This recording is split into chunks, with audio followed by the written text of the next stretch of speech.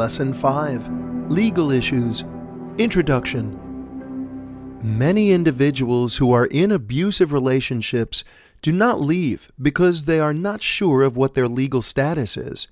They may be afraid that they do not have any legal recourse if their partner pursues them. If they file for divorce or custody of their children, often they are afraid that they will lose their children or that they will be left financially destitute. Understanding what the law can and cannot do to protect victims of abuse and how to handle divorce and custody issues if you are the victim of abuse is the first step in taking back your life and controlling your own future. What the police can and cannot do. The first contact that many victims of abuse will have with the police will occur when 911 is called because of a domestic disturbance. More than half of the time, it is because a neighbor or a concerned bystander has overheard a confrontation and is worried about the immediate safety of at least one person involved in the dispute. In the remaining cases, the victim calls 911 or the local police because they are being beaten and not for the first time. Most police departments today have very specific guidelines in place for how they are required to respond to domestic disturbance or domestic violence calls. This is partially due to the incredibly high incidence of domestic calls that the police answer, which take them away from other types of police assignments. It is also crucial because responding to a domestic dispute can be very dangerous. Before arriving on the scene, police officers do not know if they are walking into an intense argument that can be easily diffused or a major confrontation involving drugs, alcohol, and weapons. Domestic disputes are some of the most dangerous situations police officers face and fall under what is sometimes referred to as the 80-20 rule. 80% of the incidents involve the same 20% of families repeatedly. For this reason, having strict guidelines can help the authorities get the 20% more quickly under control and the abusers out of action so that 80% of incidents do not occur again. It is important to understand that there is a distinct line drawn between what is considered an immediate physical danger and a domestic dispute in these situations. If there has been a loud argument, objects thrown, and a disturbance, there may be only a warning issued by the police if they cannot determine that there is any immediate physical damage. This does not mean that domestic abuse has not occurred. The victim may have been verbally and emotionally abused by her partner, but at this time, unless there has been an obvious physical threat of harm, there is little that the police can do other than warn both parties. However, and this is very important, once a physical attack has taken place, the police are required to take action in most jurisdictions. The following steps are typical of most of today's police forces, which have increasingly developed strict codes of conduct for domestic violence response. If an individual has been physically harmed in any way during a domestic dispute, the police will be expected to arrange for transportation to a medical facility for the victim for treatment and evaluation. Allow the victim to gather some personal belongings and remain with the victim to ensure their safety until they are ready to leave the premises.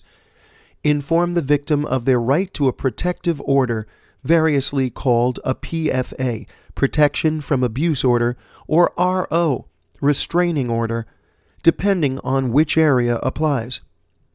Provide victims with referrals to local agencies which deal with domestic violence.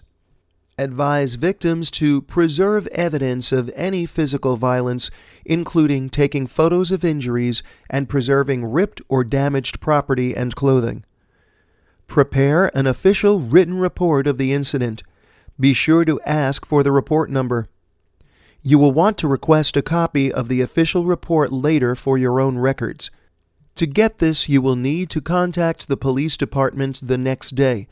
If you apply for a restraining order or PFA down the road, a copy of this report will be important to your application. It will bolster your case for reasons why you need an order to protect you from your abuser. If the injuries are severe enough and the situation warrants it, the police may arrest an abuser on the spot if a victim wants to press charges, but this is determined on a case-by-case basis and varies by jurisdiction. Police domestic violence response policies vary from state to state and region to region. Please be sure to check with your local authorities to see what the laws are in your local area. You can contact your local police force or visit their website to find out what their official policy is for a domestic disturbance. A common problem is that victims often say at the time of the incident that they want to press assault charges against their abuser, which is the basis for an arrest. Later, they may reconcile with their partner, hoping to work out their differences and suffering from the guilt and remorse that is common in victims of abuse. If they choose to drop the charges, the courts, until recently, had no recourse but to drop the whole thing. For this reason, some local municipalities and cities are now prosecuting domestic violence as a criminal offense without the testimony of the victims. In these instances, the violence is viewed as a crime against the community, and prosecutors are taking a zero-tolerance approach to domestic violence. Even if the victim decides to drop the charges, the prosecutor can proceed without the victim's testimony or cooperation. The police can also get an emergency protective order from an on-call judge if the situation warrants it.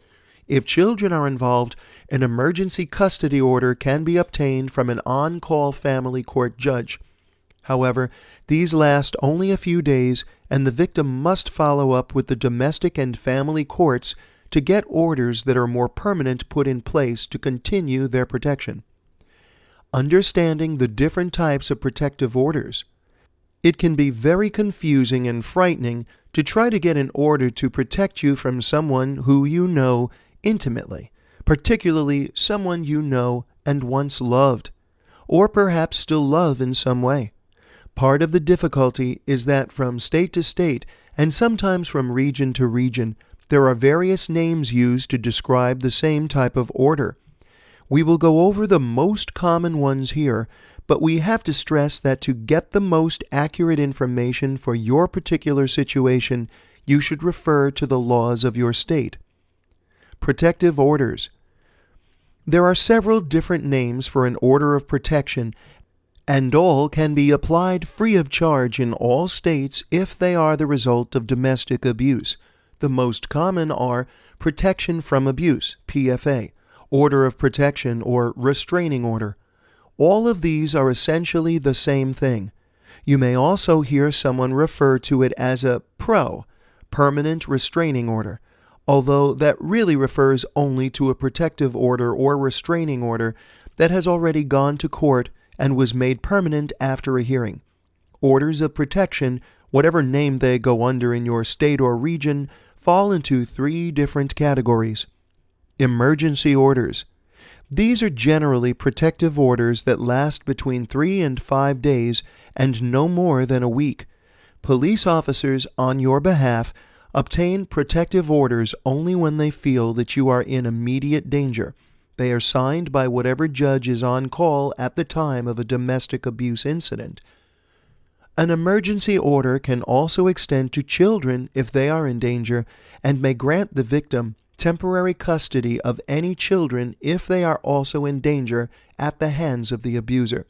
Generally, an emergency order will designate a certain distance that must be maintained between the victim and the abuser and will state that the abuser cannot contact the victim in any way.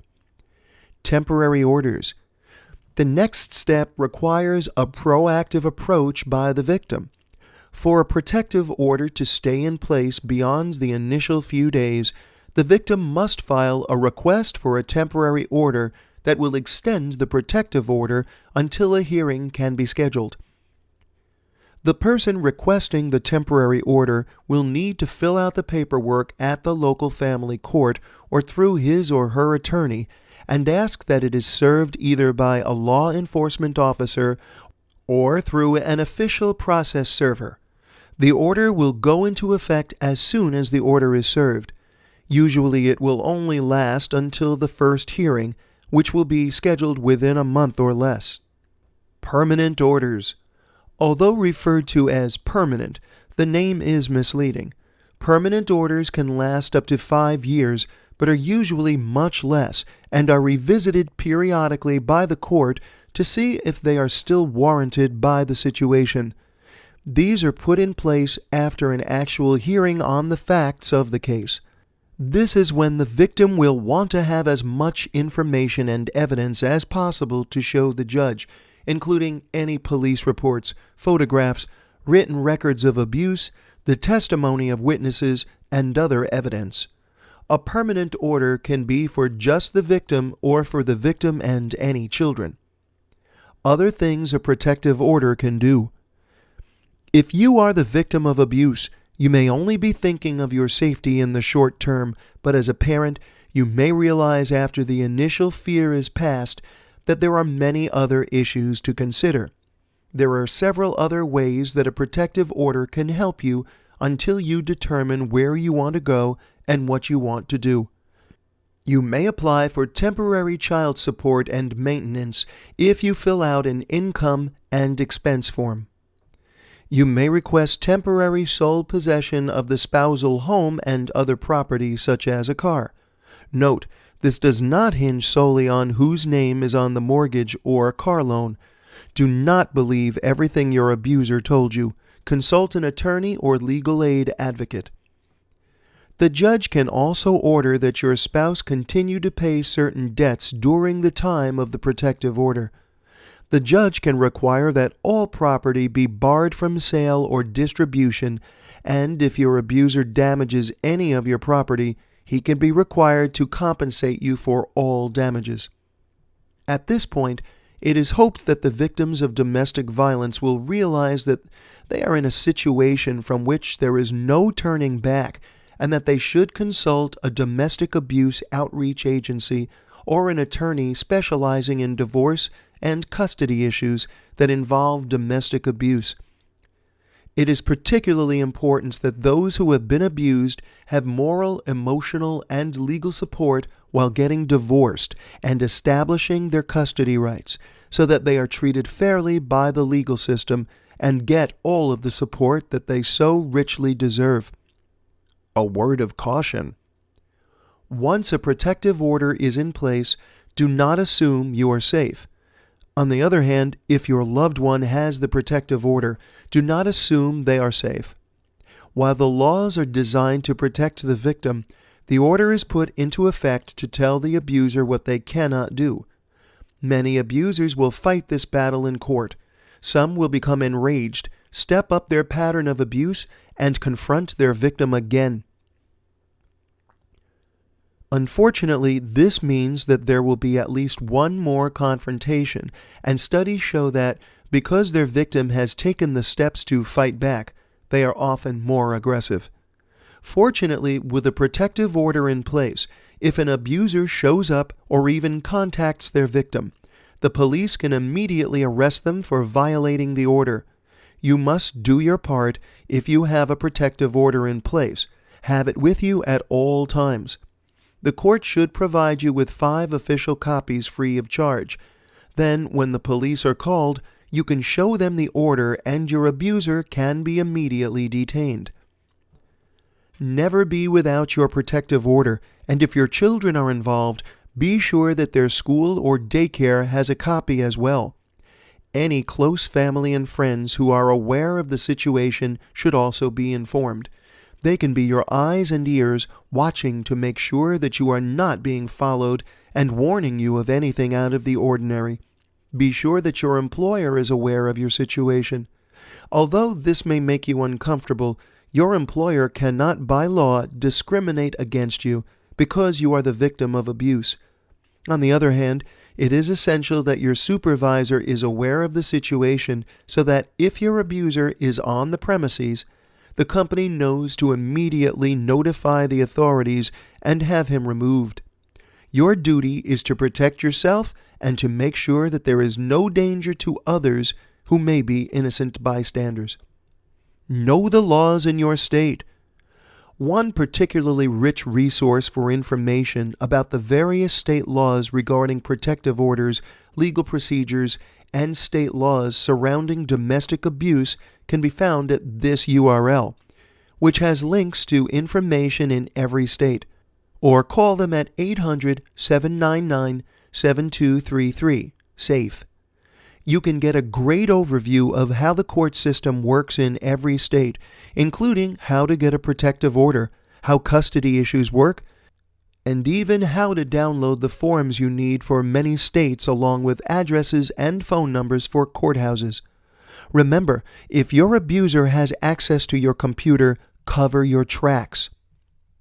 Conclusion: understanding that the law is there to protect you and your rights will make it easier for victims of domestic violence to gain the confidence to escape. Often, the most frightening thing of all is the unknown. Today, the police and the court systems are taking domestic violence very seriously, and your understanding of how these orders and the court system works can help.